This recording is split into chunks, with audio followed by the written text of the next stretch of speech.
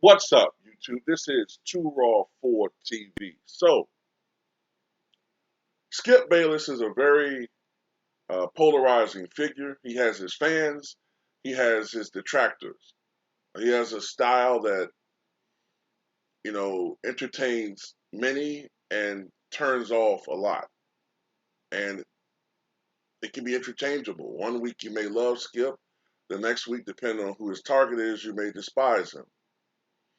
One particular person who is also employed with Fox Sports and is not a fan of Skip Bayless's style is none other than Doug Gottlieb, who has a radio program with Fox Sports, and he has voiced his displeasure with Skip Bayless and the name calling. He said, quote, "Let's just say it. I understand he works for Fox Sports. I understand he makes a ton of money. I think it's disgraceful what Skip Bayless has done. He made feminine references to Chris Bosh, which is reprehensible, and so is this. You can't normalize this behavior." Of course, he's talking about when Skip Bayless several years ago started referring to Chris Bosh as Bosh Spice, insinuating that he was the lost member of the Spice Girls. All right, basically questioning his manhood. Um, he equated Skip Bayless's tactics to that of former President Donald Trump with the name calling, saying that both have plenty of fans, but those fans can never justify the way each guy talks about and treats people he does not like. About Skip, he says, "What are you doing? You're 70 years old. You've been covering sports your entire life. You don't call people names." He also made a reference to Jim Rome, who in the past used to do that. He referred to Jim, I think it was Jim Everett, as Chris Everett. We all remember that infamous confrontation when Chris Everett pushed Jim Rome out of his chair and onto the ground, and looked like he might have been on the verge of doing something to him. I don't think it's going to really fuck him up too bad, but Skip refers to Russell Westbrook as Westbrick. All right, he popularized that phrase, and Doug Gottlieb also goes on to say how Skip has made a career out of being a LeBron hater and loves to go for low hanging fruit. And no, it's not a gay reference. He means that he goes for the lowest common denominator.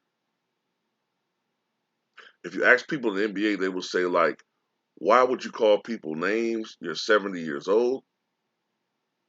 And Doug also realizes that Skip will never invite him on his program, saying, "Don't worry, I won't be on that show."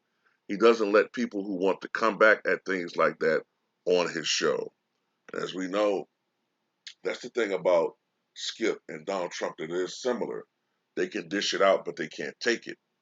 They love to insult other people, but when you bring certain facts up that they don't um, like Jalen Rose did to Skip Bayless as far as, his career not being, his basketball career not being what he was projecting it to be, or Saturday Night Live made fun of Donald Trump in a sketch, they act like it's the worst crime ever.